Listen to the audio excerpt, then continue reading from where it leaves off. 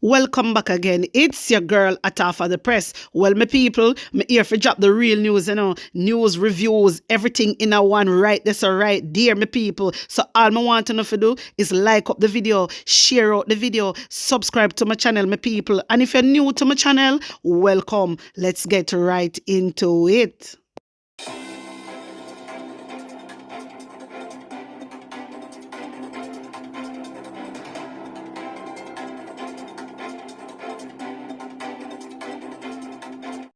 A corrupt government cannot liberate the people. If the head of the stream is corrupt, the entire river will be also.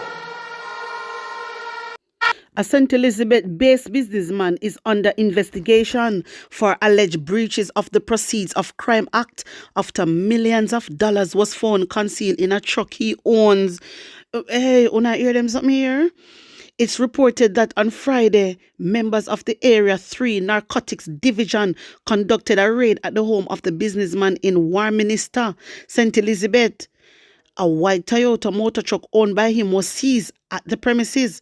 A preliminary search of the premises and truck revealed nothing illegal. Them say businessman, but we don't know what type of business him do. We don't know what type of business in there, They only say he's a businessman. Maybe the man no want to save him money in a no bank because the bank can't be trusted and he not have nowhere else to put it but in the blasted truck. All them suffer, all them know some money in the man truck, All them so narcotics division, all them know that. The man know, listen, them say when they search premises and whatever, it reveals say nothing illegal. You understand? So if nothing illegal, that means say it legal. If you have your money. My man probably no want to save with the bank them because the bank can't be trusted. You know, so the bank them, I take away the people their money. I wonder who I plan up with the bank and I take away people their money. Because my government are greedy, my viewers and subscribers. I'm not saying that the government, Listen, it is alleged. Let me use that term. I am not saying it is the government. But the way how things are going right now, they can't be trusted. Anyway, hear this. Chairman of the JLP Public Relations Committee, Robert Morgan, Nesta Morgan, says the party's workers are busy engaging with supporters in divisions across the island ahead of the official start to the campaign for the next local government elections. The date for the polls is widely expected to be announced on Thursday at a mass meeting of all JLP councillors and caretakers at the Montego Bay Convention Centre in St. James. So, there you go. You hear them say how them busy engage. What kind of busy engaging them do? I buy vote. Cause that's all no good for. Spend out the taxpayer money. Give them one little curry goat food. For go win election. I hope another that you really do. I hope the Jamaican people they not do that. And even if you not do that, you near me mouth. You take him money, near me mouth, and dump him. That you not do. And that you not do. Because I don't know how. You know what? You see, Andrew Wallace, he's not a fair person. He's not a fair person. And you can see that he is like, he don't want to lose the election. He really wants to win. You see, I do all of them something, a sign, I go everywhere. A sign, you want to win the election. You want this is why you see them come up with a strategy now. You see the strategy where they come up with? You see the strategy where they come up with? Let me get into it. Hear this. The parliamentary opposition on Tuesday resisted efforts by the government to pass a bill to subsume the office of the political ombudsman into the Electoral Commission of Jamaica, ECG. Former government minister Carl Samuda also broke ranks with the government, warning the Andrew Holness-led administration against tampering with the Electoral Commission of Jamaica. This is arguable the most far-reaching. It's one of the most important institutions of not only Jamaica, but the entire hemisphere, Samuda said of the ECG. Justice Minister Delroy Chuck, them need to change that, because him no damn Justice Minister. Him a thief. Because of that, them want to do. They want to rub up the election. And that them want to Andrew Holness win. And this is unacceptable. My viewers and subscribers, let me continue read some more. Because them then get me upset. Justice Minister Delroy Chuck, who tabled the bill and signaled his intention to take it through all its stages on Tuesday, argued that there was an urgent need to have an adjudicator to police the conduct of politicians in the run-up to the local polls, which are due before February 28. My viewers and subscribers, uno no see a thief, they want thief election. Uno no see the little trick. Uno no see the little trick. It's a strategy. This is a strategy. Mark Golding don't know nothing about this. Nothing never come to Mark Golding. Uno just come, gather up, uno plan up, uno come in a parliament, table it out. Remember, say Mark Golding opposition side don't know nothing about this, Table this out. I want Mark Golding to agree. For what reason? You think uno thinks that Mark Golding an idiot? What uno want? Why uno want ombudsman or whatever they want to call it? What make uno want the electoral take over the role of that? Why? Because uno have something up on a blasted sleeve. Uno have something up on the sleeve and uno want to rub up the election because uno know so uno not leading at the poll. So this is the strategy, my viewers and subscribers. This is, I'm glad all Carl Samuda see, because Carl Samuda, he want the best for Jamaican people. And that him want the best. This is why him disagree with it. This is why he disagree with it. I mean, applaud him for that. I'm really surprised. That Carl Samuda come out strong on them. Carl Samuda stand firm, my viewers and subscribers, with opposition members against subsuming OPO into ECG. You understand? The man not agree because I said this a man and the man knows that this is a dangerous party to go down, I'm always telling us that enough of them in the know. Say Andrew Holness no good, but enough of them afraid to come out. You understand? Enough of them afraid to talk.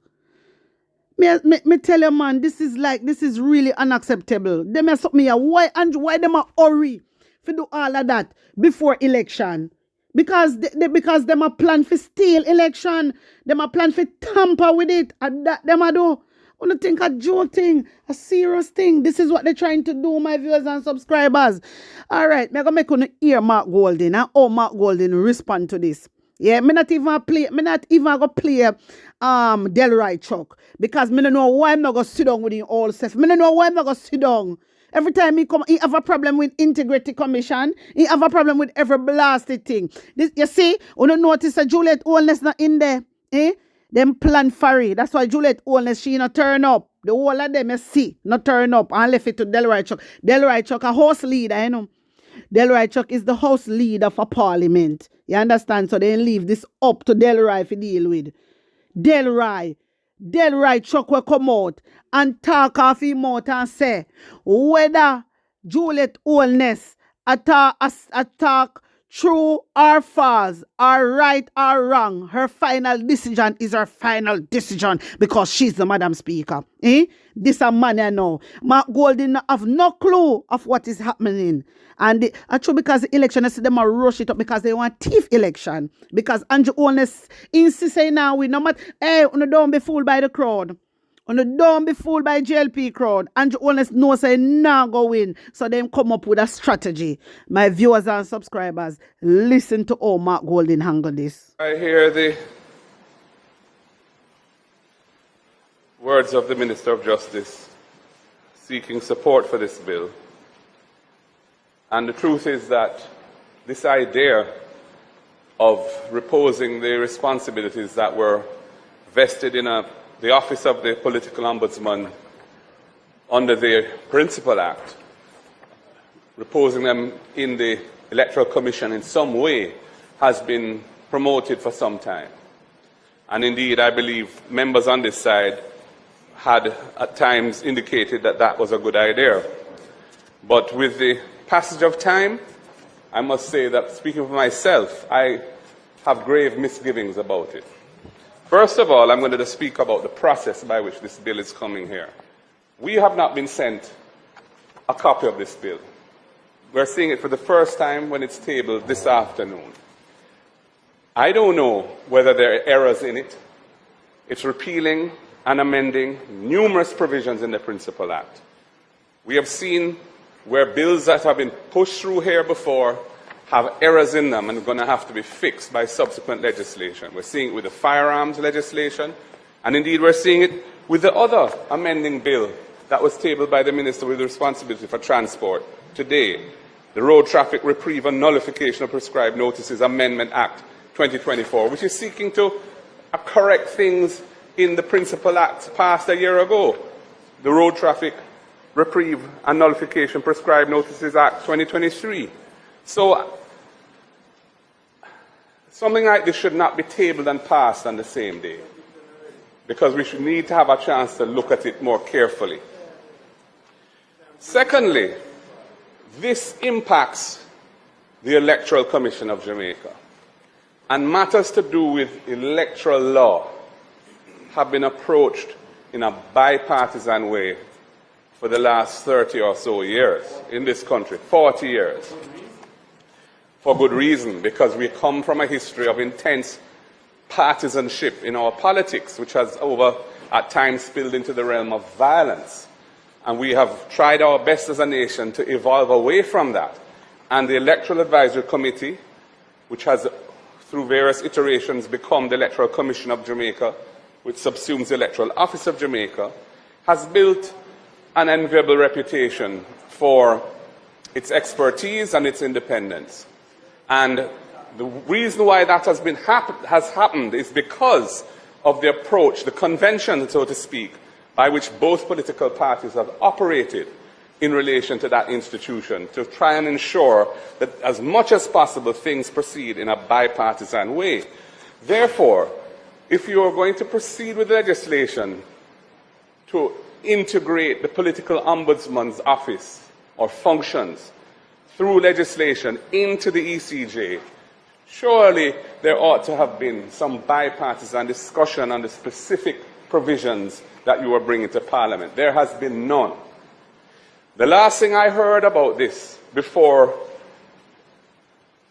a week or so ago, when our representatives on the ECJ told me what was being proposed, what I'd heard before was that what was being proposed was to save costs by establishing within the Electoral Office of Jamaica a position that would be supported administratively by the existing administrative arrangements of the Electoral Office, so there would not have to be a duplication of administrative staff, and that office would play the role of the political ombudsman. Apparently that idea lost favour and morphed into the commissioners themselves becoming the political ombudsman. And as I said before, I think the process that is being followed is wrong. I do not think we should be seeking to pass this bill today. I think we should have proper discussions about it and a period of time to reflect on whether or not it's going down the right path. From a substantive point of view, my misgivings are that the Electoral Commission has achieved a level of stature in the society, even internationally, because it is perceived as being independent and out of the fray. And it takes its decisions not by favouring any political party, but in the interest of fairness and efficiency of the electoral system. And that is a very valuable reputation to have developed. That stature should not be diluted, or we shouldn't play games with it. By investing these responsibilities in the ECJ, they are now going to have to adjudicate like a quasi-judicial body on matters that will be intensely in dispute between partisans in the political process.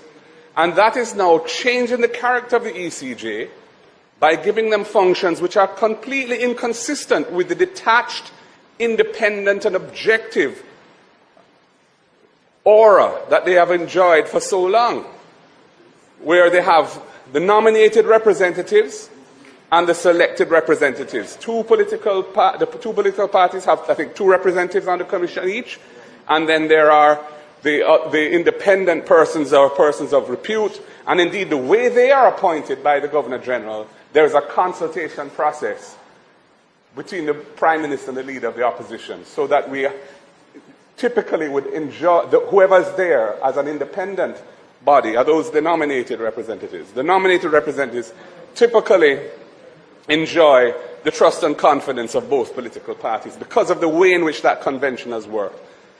So I think this is going down a dangerous and wrong path. I do not think that the ECJ commissioners should take on this function of being an adjudicatory body on political disputes in the heat of election campaigns. That is completely inconsistent with the way in which they have operated in the past. And I don't think we should be going down this route. That's my own view. Secondly, what I've heard the minister say is that they are to function as a political ombudsman as an indivisible body. Now, I believe there are 9 ECJ commissioners. 9. This is like the US Supreme Court, which has 9 justices on it when it sits. Does that mean that when a dispute has to be adjudicated, all 9 have to be present? There are no regulations governing the procedure for the adjudication of these matters. This piece of legislation doesn't have anything in it about the adjudication procedure that they will be obliged to follow to comply with the rules of natural justice, but also to allow them to operate with some efficiency, given that there are 9 of them. If one is absent, does that mean a hearing can't be held? Or 2? There are no procedures to govern how they operate, and it should not come here without those procedures being part of it, because those procedures will themselves be contentious, or could be, and ought to be something that there is bipartisan support for. This bill here says nothing about how this indivisible body of 9 commissioners will operate in practice and in law when a matter comes before them where 2 or more persons in the political fray have had a dispute of one sort or another in the heat of the electoral process. So I don't think this is ready. I don't think it's a good idea, and I cannot support it. The process is wrong. We were not involved in the development of this bill. We never had a chance to look at it. We do not know if it has errors or not. And in principle, I think it's going down a dangerous route. And I acknowledge, Minister, that in the past we may have supported this idea. But with the passage of time and the discussions that we've had, especially recently internally at our executive and so on, we have a grave concerns that this is not the right approach to be taking. And I don't like the idea of us having a difference of view in this forum on a matter like this, because that's not how we've operated in relation to the ECJ in the past. So it really pains me to having to be saying these things. But I have no alternative, because I hold these views strongly, and I think I'm right in principle, and I have to articulate my position on it. So, Mr. Speaker, I cannot support this legislation, either because from the point of view of the process by which it got here, which is deeply flawed, and because substantively I think it's a wrong approach. It's a dangerous approach, and it will not inure to the benefit of Jamaica's electoral system. I thank you, Mr. Speaker.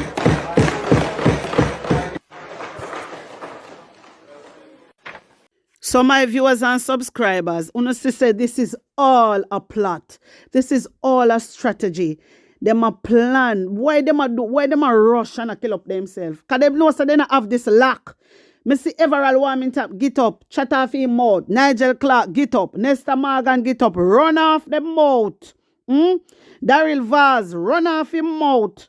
I go and let them have the place locked. And them know they don't have the place locked. This is why them come up with this. Because they want tamper with election, catch them want win. This is not right. And me like the way how Mark Golding handle it. Simple. I like the way how Mark Golding handle it. Them just come up with this. Plan up what them a plan up. Come, table out. And look from when we are wait for Juliet only table out. The 16th in a parliament and all now. But you but in a one day, they'll send out Del Right Chuck for come do all of this. I said then send out Del Right Chuck for come do it. That's why Juliet Onless never come. Because she knows say it not gonna look good for fear. Pan fear face it not gonna look good. Them know what them are do. Them are wicked. Them know exactly what they're doing. And Mark Golding, I stand with you, sir. I stand with you. I'm like the way you angle this. Time come now. If this no make you open on eye and say Andrew Holness is a good man and he's not a fair person. Me no know what else. Mark Golding has sent out a message to all Jamaicans, and this was on his IG page. Over there, I go get it just now, my viewers and subscribers. And he said, I do not think this ready. I do not think this is a good idea. The process is wrong. We have not had a chance to review it. We do not know if it has errors. It is going down the wrong route. I cannot support this legislation. It's a dangerous approach. Dangerous approach. On the ear where Mark Golding say, my viewers and subscribers. So I want everybody to take a stand. You see things like this, on the need to touch a road and protest against it. Andrew Holness and the whole administration a plan for tamper with election. And that them a do. And this is so unacceptable. I commend, I applaud Mark Golding for standing up for us. I applaud him. So my viewers and subscribers, don't tell me what you think. Put an honest opinion in the comment section. Like up the video, share it out, and subscribe to my channel. And if you're new to my channel, welcome. Big up on the nice clean self. I'm out.